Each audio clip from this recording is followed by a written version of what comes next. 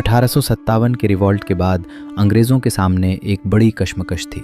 कश्मकश ये कि इस विद्रोह में जिन क्रांतिकारियों ने भाग लिया वो मरने से भी नहीं डरते थे, तो उन्हें ऐसी कौन सी सज़ा दे जो मौत से भी भयानक हो।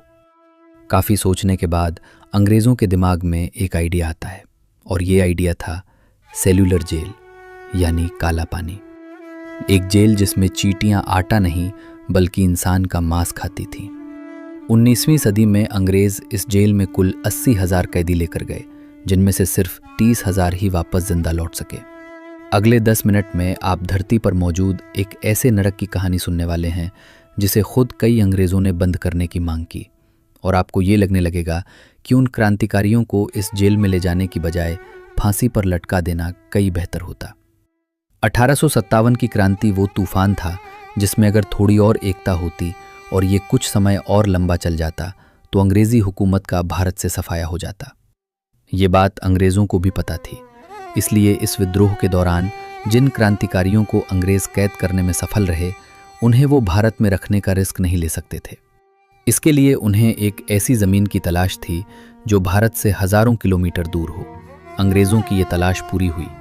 मेनलैंड इंडिया से लगभग 1300 किलोमीटर दूर सुदूर समुद्र में अंडमान एंड निकोबार आइलैंड्स की राजधानी पोर्ट ब्लेयर पर 10 मार्च 1858 को लगभग 1000 क्रांतिकारियों को एक जहाज़ में बैठाकर अंडमान एंड निकोबार की तरफ भेजा गया। कई दिनों के सफ़र के बाद जब ये लोग उस आइलैंड पर पहुंचे तो वहां पर उनके सामने घने जंगल और जंगली जानवर थे। जहाज से उतरते ही सबसे पहले इन लोगों को जंगल काटने के काम पर लगाया गया। फिर इन कैदियों ने अंग्रेज़ों के रहने के लिए कमरे बनाए। इस काम के दौरान कई बार इन कैदियों को सांप और बिच्छू काट लेते, जिसका इलाज सिर्फ मौत थी। वहां इन लोगों के सर पर छत तक नहीं थी। ये खुले में ज़मीन पर सोते थे, जहां कदम कदम पर मलेरिया और प्लेग जैसी बीमारियां थीं, जिनसे ये कैदी बेमौत मरते थे। आने वाले कुछ सालों में यहाँ कैदियों की संख्या इतनी बढ़ गई कि अंग्रेज़ों को एक प्रॉपर जेल बनाने की ज़रूरत महसूस हुई। साल 1896 में ये काम शुरू हुआ। सबसे पहले एक बड़ी चारदीवारी बनाई गई, जिसके बीच में एक बड़ा टावर बनाया गया। जेल का निर्माण कार्य कैदियों के कंधों पर ही था। मुख्य इमारत के कंस्ट्रक्शन में बर्मा से लाई गई लाल ईंटों का इस्तेमाल हुआ। 1906 में बनकर तैयार हुई ये जेल 7 इमारतों में बटी हुई थी। जेल की मुख्य इमारत के अंदर इमरजेंसी के लिए एक बड़ी घंटी लगाई गई। कैदी एक दूसरे के साथ संपर्क न कर सके, इसलिए इन 7 इमारतों में तकरीबन 700 बैरक बनाए गए। कोठारियां इतनी छोटी थी कि एक इंसान ठीक से हाथ पैर भी नहीं फैल सकता था। वो कमरे नहीं, ईंटों से बने ताबूत थे। इस जेल को धरती पर बना हुआ नरक क्यों कहा जाता था?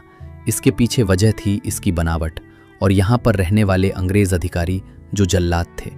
जेल में रहने वाले प्रत्येक कैदी को कोल्हू के बैल की तरह हर रोज नारियल का तेल निकालना पड़ता था, और जो कैदी ये काम नहीं कर पाता उसका शरीर कोड़ों से छिल दिया जाता।